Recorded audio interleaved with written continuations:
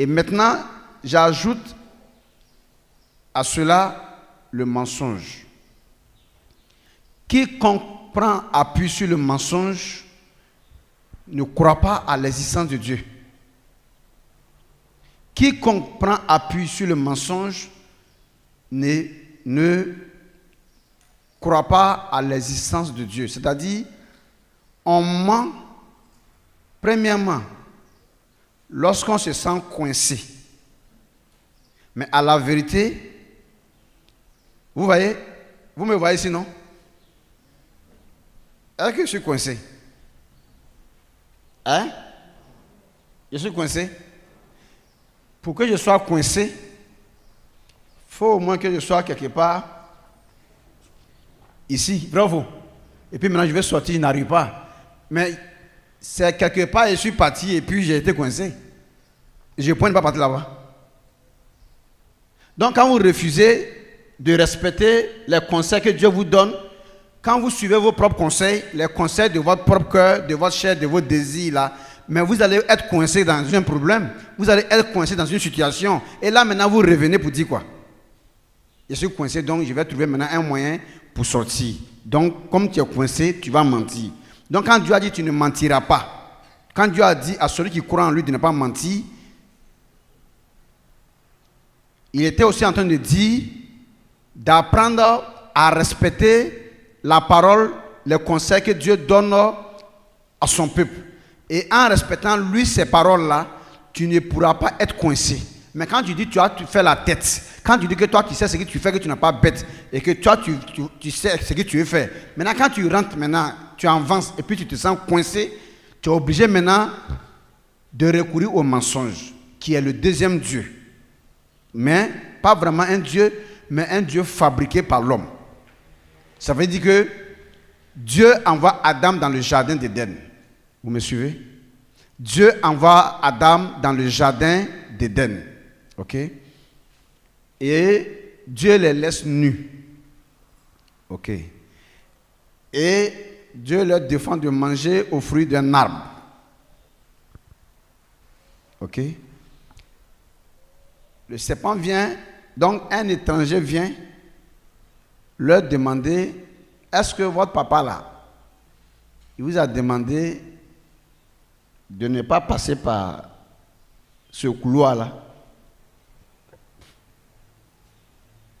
Est-ce que c'est vrai?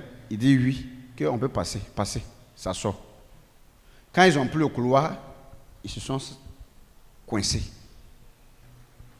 Il veut se tirer, il n'arrive pas. Ah, il crie maintenant. Là, ne mangez pas ce fruit. Et il dit, on va manger. Suivez bien. Il mange. Maintenant, il voit qu'ils sont nus. Où est... Tu as tout fait pour savoir que tu es nu, non? Que oui. Maintenant, où est ton tailleur qui a coupé ton habit? Pour cacher cette nudité-là. Donc, Dieu a tout fait pour un but. Donc, vous voyez, il y a toujours une instruction dans ce que Dieu a fait. Donc, aller contre un principe de Dieu, c'est aller exposer sa nudité, c'est aller se rendre compte d'une faiblesse en soi, de sa nudité à un niveau donné, sans solution, sans pouvoir être en même, n'est-ce pas, de solutionner ce problème qui va surgir là. Vous me comprenez? Alors ici maintenant, écoutez bien, hein? C'est une image que je vous donne pour expliquer le mensonge que quand tu vas utiliser après, c'est toi qui seras coincé là. Ça veut dire maintenant, Adam maintenant est nu. Il reconnaît qu'il est nu maintenant, il réalise sa nudité, mais sauf qu'il ne sait pas qu'est-ce qu'il faut faire. Qu'est-ce qu'Adam fait? Adam s'en couper les feuilles des arbres là et il prend, je ne sais pas si c'est des brindilles de balai, il va coudre quelques 3-4 feuilles, il va mettre une corde attachée sur lui pour cacher sa nudité et puis donner à sa femme. Mais quand Dieu va faire sortir le soleil là, les feuilles là vont sécher. Quand la pluie va venir là, Ça, c'est parti. C'est pourri sur toi. Donc, un habit que chaque 2 heures de temps, tu dois renouveler. On ne lave pas ça. Donc, ouais, il est coincé. Et qu'est-ce qui a fait qu'il a trouvé une solution qui n'est pas la solution? Parce qu'il n'est pas retourné vers le solutionneur, vers l'auteur de toute solution, vers celui qui a la véritable solution de toute situation qui se trouve dans le monde qui s'est créé. Vous me comprenez? Écoutez-moi bien, hein? Vous allez comprendre la pensée. Maintenant, est-ce que Adam ne savait pas que chaque jour, Dieu venait leur rendre visite? Il ne savait pas? Alors, mais il ne savait pas qu'il fallait attendre quand Dieu allait venir cette fois-ci et puis lui exposer le problème. Mais comment tu peux exposer un problème qui t'est arrivé à partir d'une désobéissance que tu as montré à celui qui voulait éviter que tu aies problème? Donc il faut que maintenant toi-même tu cherches ta solution toi-même. Comment? Voilà le problème que Adam a. Donc, quand Dieu vous dit tu ne mentiras pas, cela signifie que il y a des choses qu'il ne faut pas faire parce que quand tu vas faire là, ce que ça va déclencher comme problème là, ça va t'obliger à recourir au mensonge comme solution. Parce que tu ne pourras pas venir me dire, moi Dieu, que tu as eu problème dans cette situation là, parce que je t'avais déjà dit que par rapport par exemple au foyer avec ton mari là, il faut être une femme soumise et respectueuse et qui aime son mari. Tu entends? Maintenant, toi, tu dis que toi, tu ne peux jamais respecter garçon que tu maries. Donc, tu vas jouer au rebelle. S'il dit 1, tu vas dire 10. S'il dit 3, tu comprends? Maintenant, tu viens de parler mal à ton mari le matin, il allait au travail. Et vers les 11h midi, tu reçois un appel du village que ta maman est gravement malade. C'est à qui tu vas aller donner cette information pour avoir l'argent? Ton mari là? Non. Donc toi tu as arrêté maintenant là. Soit tu as menti à un collègue pour lui soutirer de l'argent, alors que tu ne sais pas quand même tu as remboursé ça, parce que le problème que tu es en train de créer entre toi et ton mari là, ça va finir quand? Un exemple. Hein? Vous m'entendez? Celui vers qui tu devais retourner pour expliquer, pour informer que il y a ma maman qui est malade, un chéri. Il n'est plus ton chéri depuis le matin. Parce que c'est pas comme ça on parle à son chéri. Maintenant quand tu as arrêté, et puis tu dis, hey, Dieu, je ne sais pas comment j'ai fait. Même Dieu, tu ne peux pas dire ça à Dieu aussi. Mais comme tu ne sais pas que Dieu existe, tu ne crois pas, donc ça te met à l'aise de dire que, hey, Dieu, qui va m'aider? Hey, Seigneur.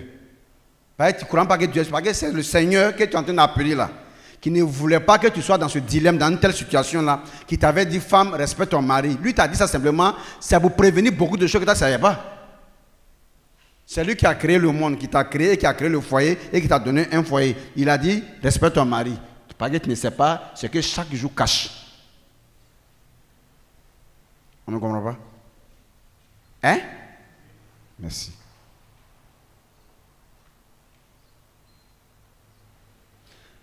Maintenant, toi, tu n'as pas écouté ce qu'il a dit. Quand tu as essayé, voilà comment tu es coincé. Tu ne fais pas attention.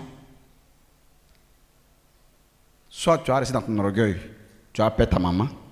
Soit tu as revenu ton orgueil pour t'humilier comme tu n'avais pas besoin, si simplement tu évitais simplement l'insoumission. Tu comprends, non? À laquelle tu en te prends plaisir inutilement. Là. Et c'est pas ça qui me fait comprendre. Donc ici, quelqu'un peut noter quoi? Que dans la vie, là, il faut apprendre à écouter ce que la sagesse recommande, ce que Dieu dit de ne pas faire ou de faire, que tu peux ne pas écouter, mais ça que tu seras coincé, mais quand tu seras coincé, tu ne pourras pas retourner vers celui qui peut régler le problème, parce que lui, Dieu se présente parfois plutôt dans cet adage qui dit « Mieux vaut prévenir que guérir ». Ça veut dire que lui, quand il te défendait par la loi de ne pas faire ceci, c'est plutôt là la main qui est en train de régler le problème. Or, toi, tu veux partir plutôt provoquer le problème et puis revenir pour dire que Seigneur, il y a un problème qui est là. Donc, qu'est-ce que vous retenez ce matin dans cette première partie-là? C'est-à-dire que vous préférez aller provoquer et puis venir. Or là, vous n'avez même plus le courage de revenir vers celui qui vous a dit de ne pas faire. Quand un papa ou bien une maman dit à son enfant ne touche pas au verre de la lampe là, que ça brûle. Et puis l'enfant laisse le papa sortir et puis il touche. Quand ça brûle, il ne va pas dire à son papa que son doigt est brûlé.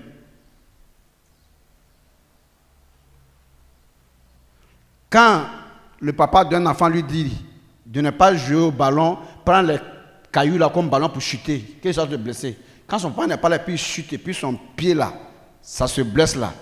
Quand son papa vient, il cache, il tourne. Lui, il n'est jamais blessé. Même si son pied va pourrir. En tout cas, lui n'est pas blessé. Jusqu'à ce que vous découvrez. Vrai ou faux? Pourquoi? Parce qu'il est allé faire ce que son papa lui a dit de ne pas faire. C'est là que lui l'a compris. Donc, pourquoi il me dit de ne pas faire? Donc, quand on dit de ne pas faire, on ne vous dit pas tout ce que ça va enclencher ou bien déclencher comme problème. Hein. Il suffit d'être obéissant pour éviter. Et puis, vous allez éviter beaucoup de choses. Maintenant, quand vous n'êtes pas obéissant, vous allez découvrir maintenant ce que ce principe ou bien cette loi-là cachait ou bien voulait prévenir contre vous ou bien pour vous. On se comprend? Voilà.